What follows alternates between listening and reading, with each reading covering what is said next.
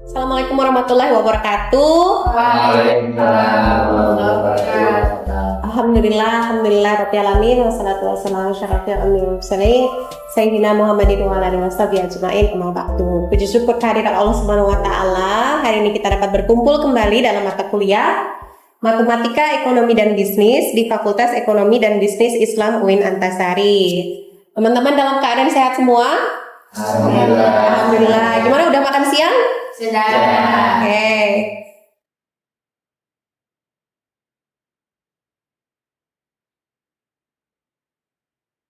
Baik, sedikit introduksi. Jadi Ibu sendiri berkuliah di bidang ekonomi dulunya, sebelumnya sempat di perbankan dan juga di digital marketing. Dan hari ini kita akan bertanya dulu nih sama kawan-kawan nih, kira-kira nih. Karena judulnya Matematika, Ekonomi dan Bisnis, kira-kira ada yang bisa ngasih tahu nggak mengapa pentingnya dan perlunya kita untuk belajar matematika dalam penerapan ilmu ekonomi dan bisnis itu sendiri? Coba Ibu lihat angkat tangannya.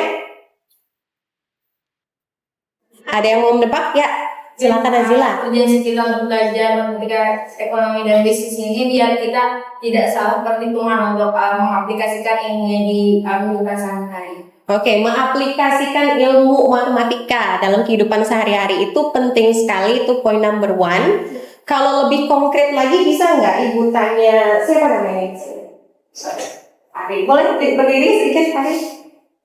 Kira-kira kata temannya Nazila tadi dalam hal mempraktekkan matematika dalam kehidupan sehari-hari, apa yang kamu temui di luar sana kira-kira? Pastinya dalam pembelanjaan Belanja, itu betul. Dalam transaksi kita melakukan jual beli ya. Terima kasih. Silakan duduk. Itu dia. Kenapa penting matematika? Karena kita selalu harus mengetahui hal-hal konkret ya. Sebagaimana kita ketahui, matematika itu berasal dari ilmu sains murni. Jadi di situ tidak ada area abu-abu, hanya ada seperti bahasa binary itu, one and zero. Jadi antara iya atau tidak, kita beli atau tidak, itu di dalam kemampuan kita atau kendala kita, namanya budget constraint, nanti kita belajar ke sana, atau tidak ya, atau dalam kemampuan kapasitas kita atau tidak.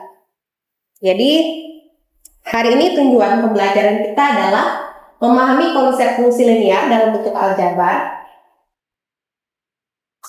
Fungsi linear nanti kita pakaikan ini, sebagian dari kalian pasti sudah menemuinya di waktu bangku SMA terdahulu. Kemudian kita identifikasi fungsi linear kita seperti gradien ya. Siapa tahu di sini gradien disingkat dengan huruf M, betul, terima kasih. Untuk menentukan kemiringan yang kita gunakan dalam menghitung kendala transaksi kita, bundle of goods kita. Kemudian penyelesaian masalah matematika yang berkaitan dengan fungsi linear baik dalam konteks matematis maupun kehidupan sehari-hari yang sudah disampaikan oleh temannya tadi.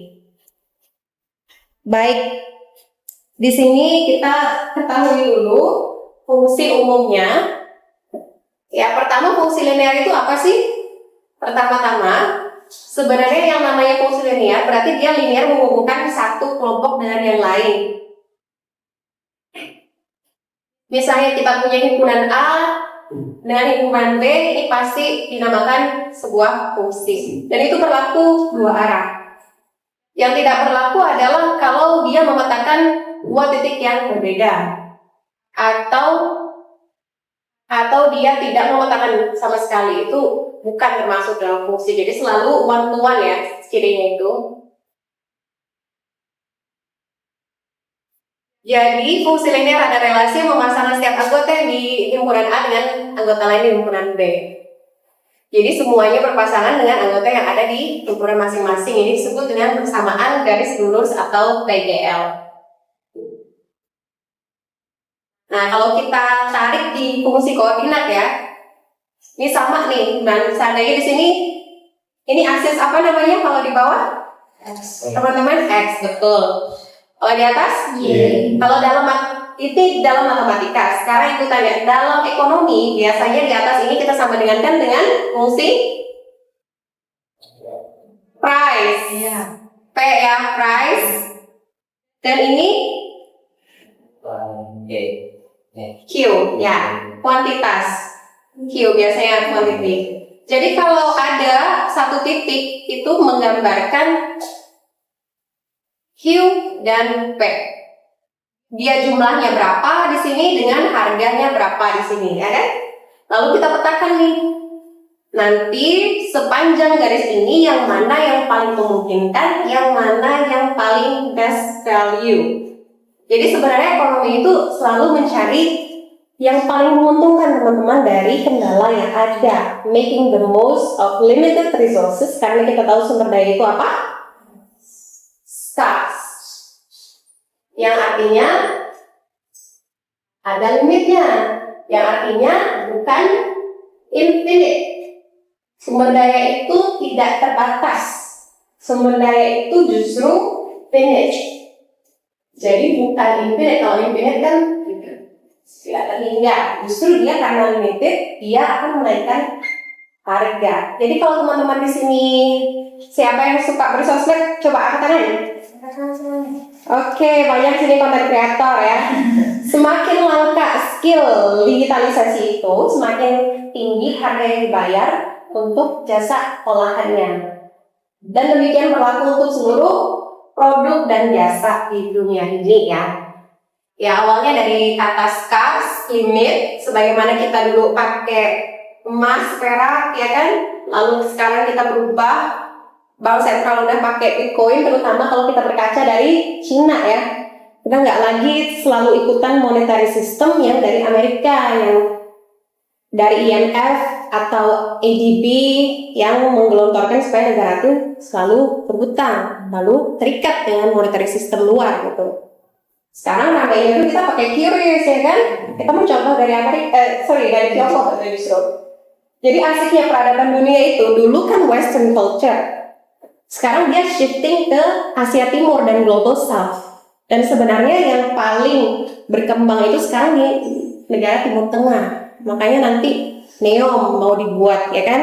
Mekah Madinah aja sudah selalu ini pembangunan lagi gitu kan. Bahkan nanti Disney World yang paling besar itu akan ada di Saudi Arabia kayak gitu. Jadi itu menarik. Kembali ke fungsi linear. Sebenarnya ini kita dapat petakan sebagai fungsi garis biasa ya.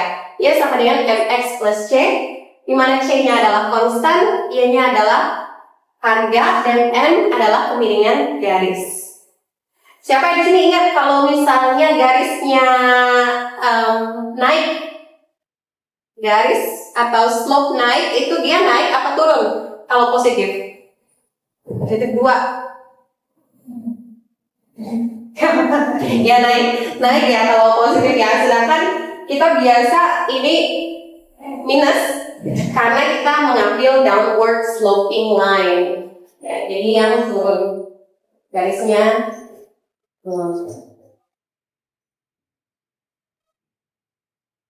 Jadi rumus ini yang nantinya kita pakai untuk aplikasi ke studi kasus ekonomi kita. Contoh nih ya, anggaplah fungsi fx kita adalah berapa nih? Siapa yang mau boleh maju untuk mengenalin? Silakan lembar soal di atas ini fx sebenarnya 5x min 7. Anggaplah x ini bisa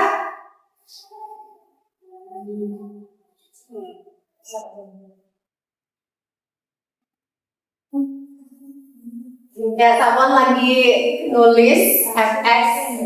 Jadi di sini kita punya rumus. Andai kata kita sudah memetakan nih. Misalnya di sini kita mau jualan apa nih? Kira-kira temennya di sini ada interest atau minat mau jualan apa? Nanti kita kaitkan dengan rumus yang lain kan? Sari mungkin? Kita anggaplah kita industri halal ya. Jadi kita diambil tekstil dan itu gamis misalnya, gamis ya. Jadi ibu jualan butik ya, gamis. Jadi di sini X-nya kita anggap sebagai jumlah gamis. Dan fungsi X menentukan permintaan pasar akan gamis tersebut. Nah, sekarang kita sudah dapat ini, bagaimana kita penyelesaiannya?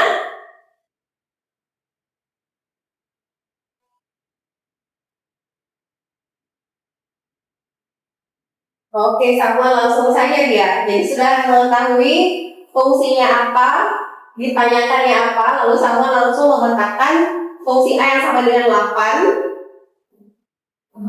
itu sama dengan oke.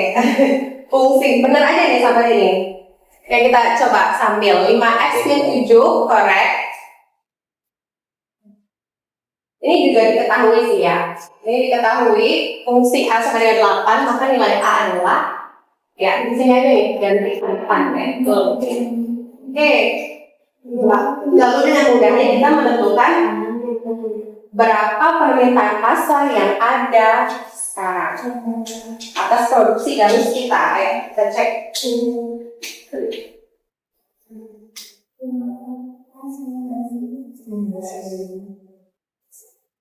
Oke, mungkin selesai. Kira-kira ada yang protes dari sini? Ada yang punya pendapat lain, perhitungan lain, cara lain? Boleh angkat tangan. Fungsi dari jumlah lembar gamis yang perlu diproduksi dalam memenuhi permintaan pasar ya. Baik, berikutnya ini silakan kalian kerja berkelompok, mungkin 2, 3 boleh Ibu atur dan kita coba untuk mengerjakan dalam kertas lembar yang contoh soal yang lain. Oke, sambil Ibu pandu silakan. Ini aku pura-pura aja. Terima kasih. Batas saya ya. Oke, siapa yang mau gambar persis sama kaki di depan? Boleh? Iya. Oke, makasih. Volunteernya teman dulu. Semangat.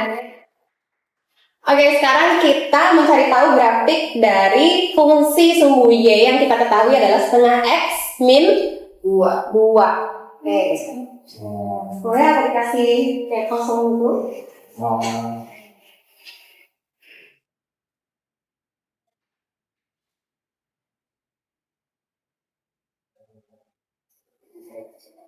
Jadi ini sedang digambar oleh Nadia sumbu koordinat kartesius ya.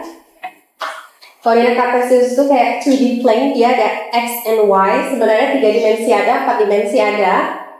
Tapi khusus untuk strata 1 kayaknya cukup perlu bagaimana cara menggambar di koordinat kartesius. Dan ini yang sedang digambar oleh Nadia.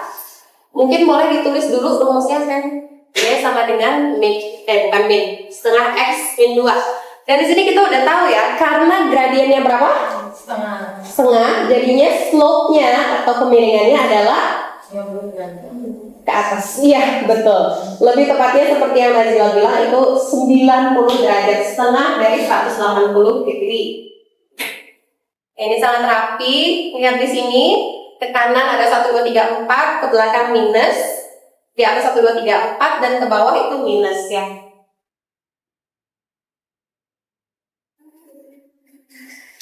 Nah, bagaimana cara menggambarnya? Nah, dia di sini nggak pakai timetable, tapi kalau kalian mau pakai matriks, kalian tinggal buat